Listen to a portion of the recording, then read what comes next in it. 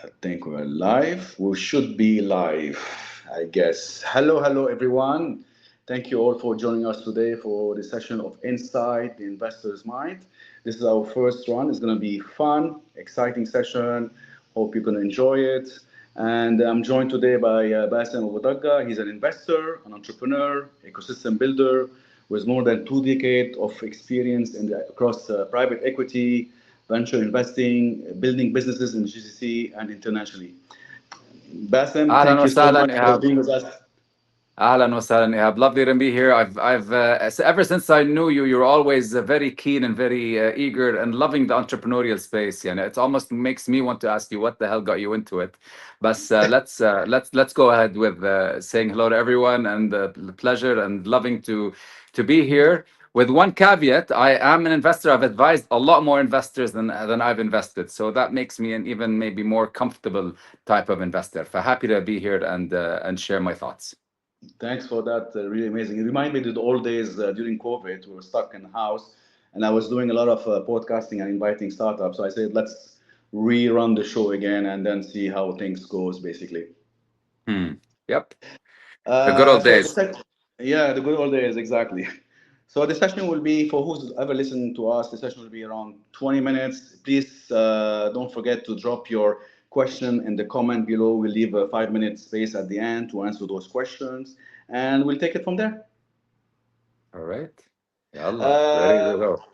Bassem, take us through your journey. You spent most of your life, 20 years in private equity. What shifts you towards going to angel investing and in that space, basically? Well, I think it was, you look back and you see it's a perfect storm that was building for this. And finally, when I started my journey, I was when it was around LBS when we decided there was that last capstone module where the professor was guiding everyone that live with your passion, do what you like, don't be a la la la. You have all this knowledge in the world, it's all irrelevant if you don't do it, la la la. So it was one of those circumstances that all of a sudden I found myself, and I think another 20 that decided to quit their jobs and become, entrepreneurs. So that was the beginning of an entrepreneurial journey that was focused around private equity advisory. And since I said I was already doing something, radical, I was leaving a job and a pay slip and to become different. Let me also shift into an industry that I really, enjoy and I like. I'm sorry, this is Einstein. He's actually part of this. Hello, Einstein. He's been a bit of an inspiration. Einstein, hey, there's people around us. Yeah, take care. So he's actually the dumbest cat around alive. So I was I was actively looking to find something that makes sense and is something soft to the heart. So you want to leave a footprint somewhere. So I decided to focus on education and healthcare at the same time, and I wanted to see how much of a change I can do while I'm having fun and passionate about it. So I started doing a lot of advisory work at the education healthcare, and then over the years we set up two companies and two sort of small funds and companies that invested in education and one that invested in healthcare, and we exited two. One was not that great, one was okay. And over the years, became an operator. When we set up these companies, I actually ran these companies for a while, and then from running these companies, I also got the hands-on experience of what you should do, what you shouldn't do, and how to run these things. So it became from advisor to investor to operator, and then naturally, the network that we built over the last 15 plus years in this space, or actually 16, 17 now, in this space, is very focused towards education and healthcare. It's a small market anyway, so I ended up getting to know everybody kind of. And then people came to me, hitting me up, especially specifically founders over the last 5, 6 years, saying, Bassem, how can we help? How can you help us? We want to enter this market. We want to do this. What do you think? What do you think? La, la, la. So in 2000 and around COVID, myself and my partner back then, Aman Merchant, we set up a venture studio, and that was the first actively, fund that was sort of focused towards investing in edtech, and we focused it on edtech specifically. And around COVID, of course, everybody wanted to get into edtech. It was one very interesting journey. Our first check came from Dubai Cares, so they cared about us, and that was really nice. It gave us and then we kept pivoting until we went a couple of circles around. So I can talk more about this later on. That's A kind of where the beautiful, journey was. yeah, I mean, beautiful journey. I mean, you remind me the old days of the capstone. I exactly have the same idea of the capstone, like stage one, stage two, stage three in the journey, what you're going to do in your life. It gives you some sort of visibility. But it's all start with, but like you say, it's something that you're passionate about and you like to do. It will bring the most best outcome and success in your journey. I mean, if you're passionate about something, I believe you can reach the sky and there's no limit on that.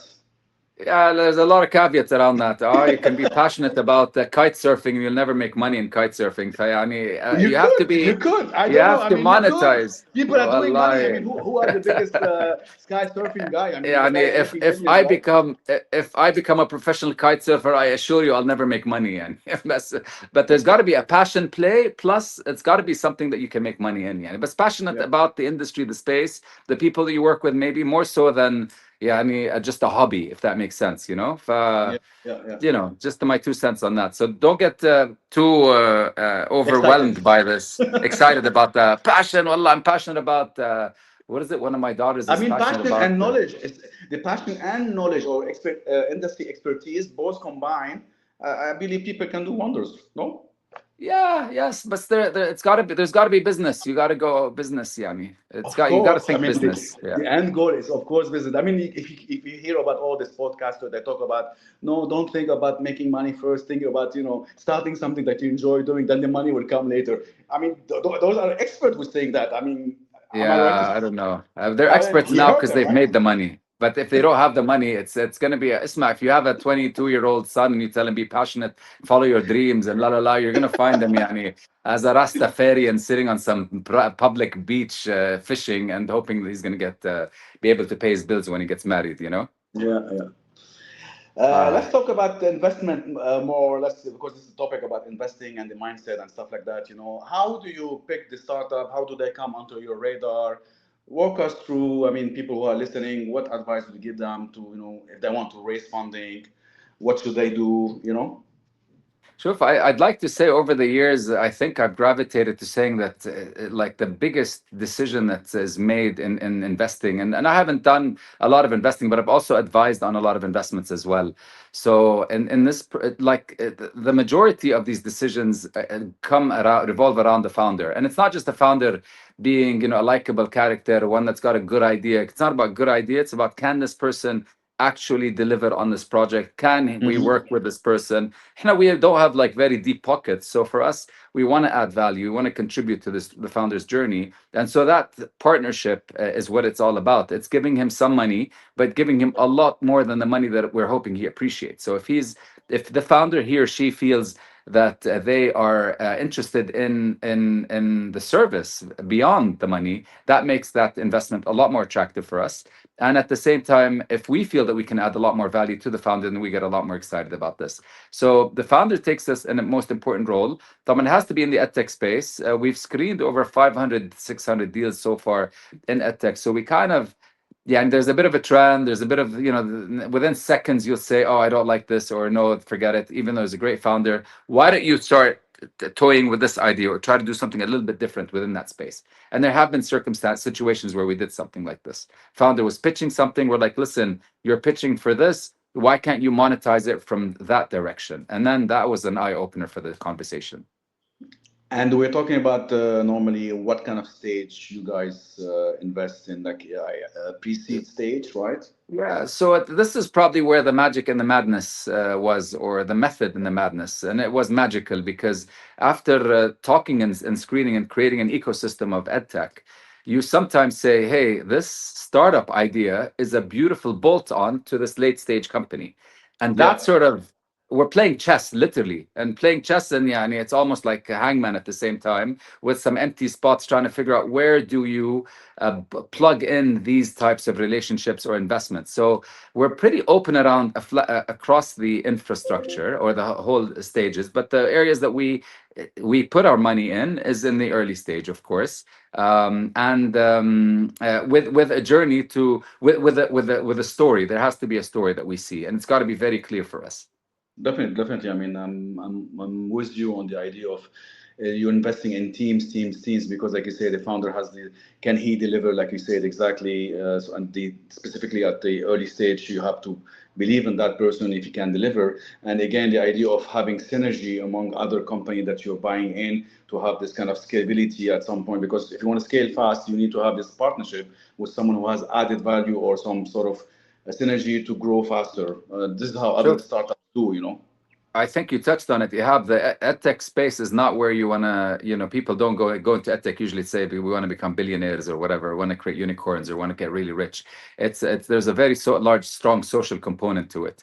Now, the one of the only areas that we've identified that money can be made, and I say this as a as a some suggestion to many of the founders there is that don't try to hold on to your own project and idea and say this is my concept, my idea.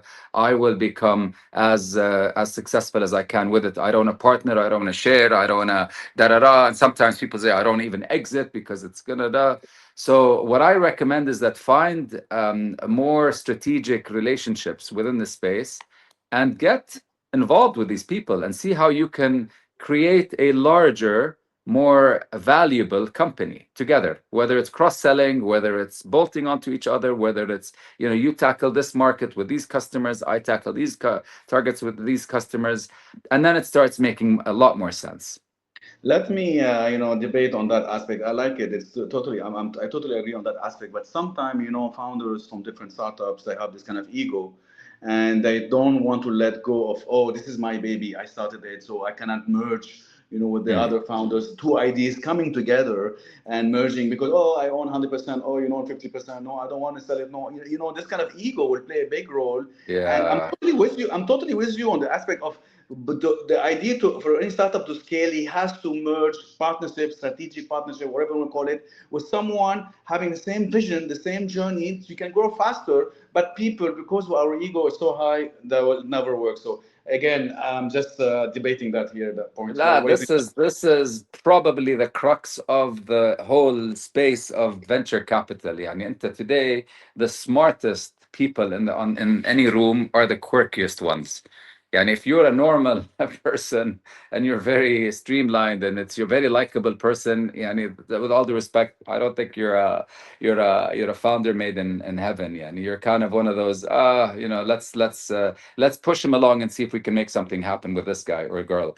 But when it comes to a founder that is very egocentric, and this is someone that is very confident and comfortable with what he's got, usually ego is developed with a lot of skills and expertise. And with time, you say, ah, khalas, nobody can do it as good as I am. I'm the king of the world. I am Yeah, the king exactly. pin here. Exactly. But when that's the case, it's a catch 22. Do you want to hold on to this psycho and try to tame him and say let's work together, or do you want to say screw you, buddy? I don't think I have the bandwidth to work with someone like you. And Yeah. unfortunately, you have to have a balance of some way. If all your startup founders are very tame and friendly and not very opinionated, then you're probably not gonna go too far. Yeah, and the worst thing is you tell a founder, listen, I think you should do this, like, oh yes, I should do this, and he goes and does it. You're like, wait a minute. No, no fighting back, no telling me, are you crazy? No, of course not. I'm not gonna do it. And then we have a massive debate and fight and argument. In the end, he's like, oh, okay, I'm glad that we didn't do it. You're right. You know? Yeah, yeah. I want to give an example here about Elon Musk and Tesla. I remember the old days when he launched the EV vehicle. I believe he gave some sort of the coding or the technology behind people building the infrastructure for the station to be built around. So he didn't like kept it for himself. I own the EV space. He let other people build the infrastructure because this is how we can grow together and have other, hybrid or electrical vehicle on the road. Because he's alone, he won't be able to build the whole infrastructure. So it's the same concept, I believe, could apply to startups to grow. Absolutely. And I've seen it one too many times. I mean, we did this deal where this startup was based in the UK. They were doing it in a specific space. And the other founder was based in Jordan. He was doing a different type of business, but it was all in some form of education development, like pre testing or prepare test preps. and whether it's on the tutoring side or test preps, and the marriage was just beautiful. So like, here's the test prep model. If it's not working, then we'll work with you on the tutoring platform. And so there's this beautiful synergies that happened between them, and it was both ways because the tutors wanted test preps as well. So it's just a match made in heaven, and they seem to be doing quite well a year later into Yeah, this. yeah. It's all about matchmaking and the synergy. I totally agree. So let's say Khattab, now Khattab. let's say now you found the startup, you want to invest. Walk us through a bit on a high level. What's the next step for the startup? Want me to do, of course, like legally and stuff like that. Can you like give us high level, explain us the process? So the minute that I mean, the investment decision is usually associated with a plan that we see and we find like, okay, this product or this company needs to be bolted on or plugged into this system or this school group or this segment, and if that's clear enough, we'd love, unfortunately, playing this stick and carrot game where you're inspiring the founder to come along and make sure that it's working.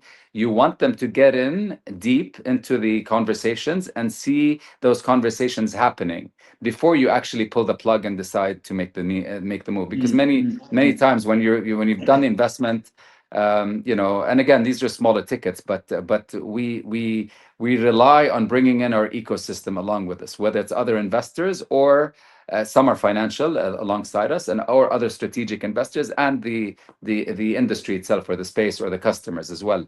So when that is all flagged in front of the founder, there's a lot of action that needs to happen for them to start really blending in and actually delivering on some form of results. So you start putting them to the test, and then it's also a good chance for you to see what's happening. I mean, sadly, um, there's a lot of really amazing people out there. This industry is so inspirational, but it's so difficult to make something successful. So I try to differentiate between, hey, I like Ihab, he's a great guy. I don't think Ihab's ever going to be able to sell cats to Eskimos or whatever. It's a great Yeah, yeah. idea, but I don't think it's going to happen. So Ihab, let's just kind of be friends and let me see if I can help you. I'll help you, but I'm not going to, I only have this much money and time and effort to donate and give you.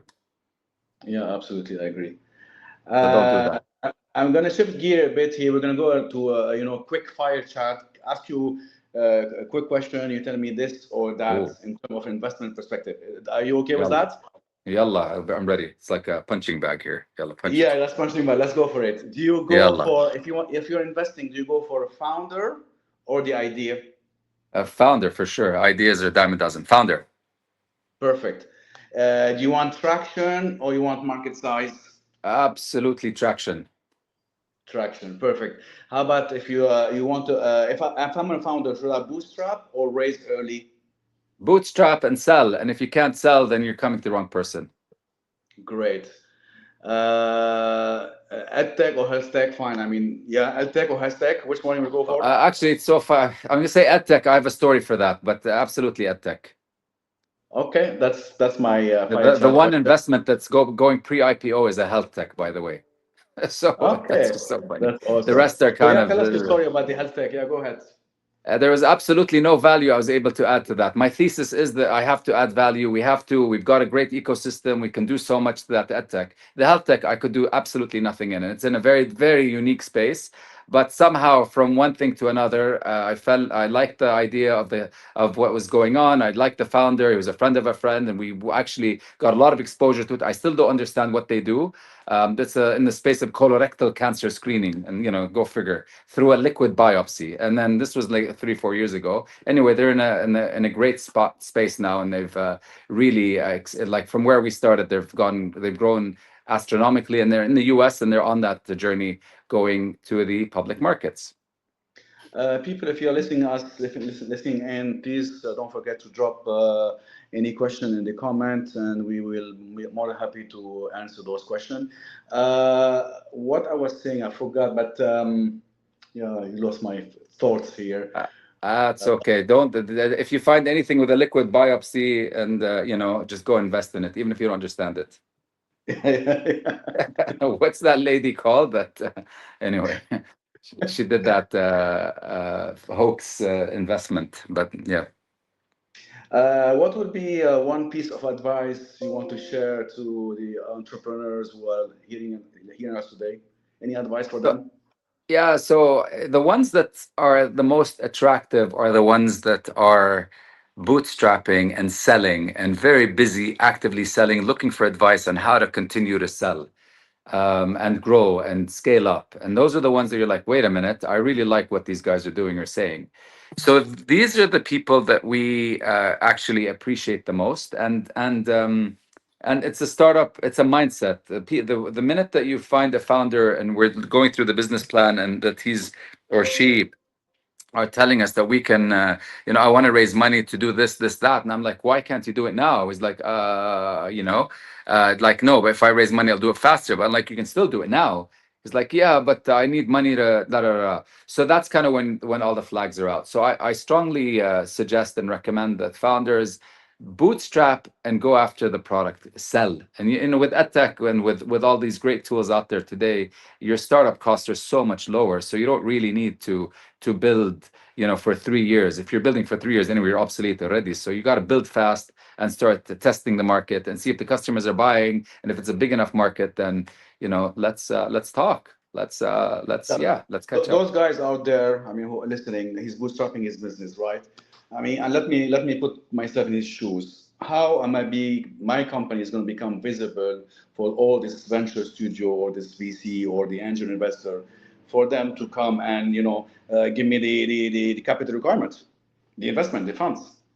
So yeah, if I can't even imagine you in boots, to be honest. So if you're bootstrapping and you've got the boots on, يعني, you're probably a misfit already. Like Ihab in boots. No, but in all fairness, if you have the if you're in a position where you've gone as far as you possibly can, and Mm. you've really exhausted all your network and everyone around. You've even called the doorman, the porters for an investment, and then you've been able to scrape that much money out of it, and now you're here saying, like, this is what we've done. We've done all this. We've got all this, and we just need that last sort of ticket, last push. But we're actively selling mostly. We're actively still growing and going after our markets. Then it starts becoming more appealing. And yeah, and the reason why you're in the market and you're testing and you're talking to clients is because they will tell you if this is going to be a success or not. You don't need an angel investor or anyone to tell you, oh, Ihab, I think your idea, your concept is a really good idea. If they're not buying it, it's not a good idea. So No, quit. definitely. The thing is, I'm asking in how does, I mean, he wants, I mean, if the idea is running, it's perfect. No, but he doesn't need validation because the market already validated this concept. People are willing to buy the solution or the product, but he needs like a ticket of $100,000, let's say.